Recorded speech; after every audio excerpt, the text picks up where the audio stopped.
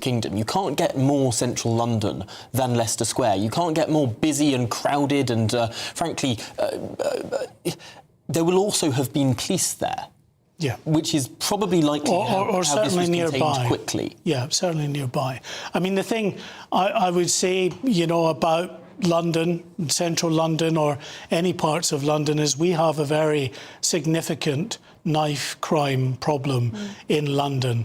So it's not unusual for people even in these tourist spots like Leicester Square or Oxford Street quite often, areas like that, to see knife crime, to see people, young people in particular, to be caught up in stabbings. Of course, those are related often to gangs and criminal activity, and we have no indication yet what this attack might have been linked to. And something we haven't mentioned yet, perhaps because it's so obvious, is the time.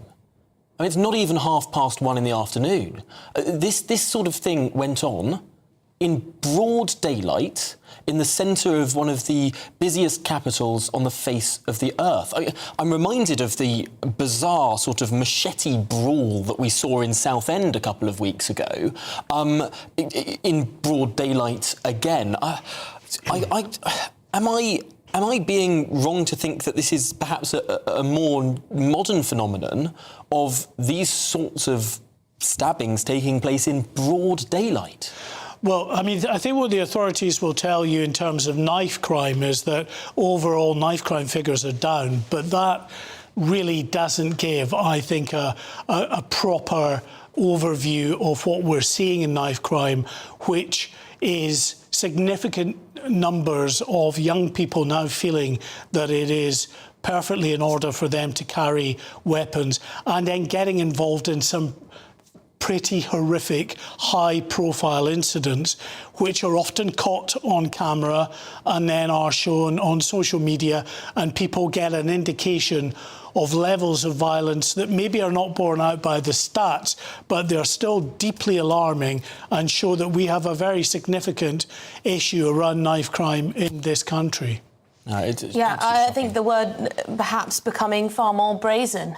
People carrying knives. As you say, lunchtime hour, there are many offices around that area, as well as all the tourist activities, the shops, the event halls, whatever, restaurants and the like. Lots of normal London residents as well will be passing through Leicester Square, as they do every workday and at the weekends too. An 11-year-old girl and a 34-year-old woman.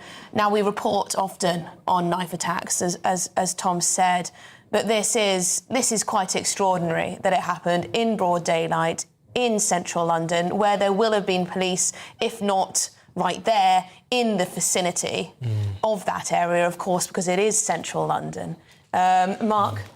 The Metropolitan Police have just put out a statement saying there is nothing to suggest a terrorist connection to the stabbings of an 11-year-old girl and 34-year-old woman in Leicester Square.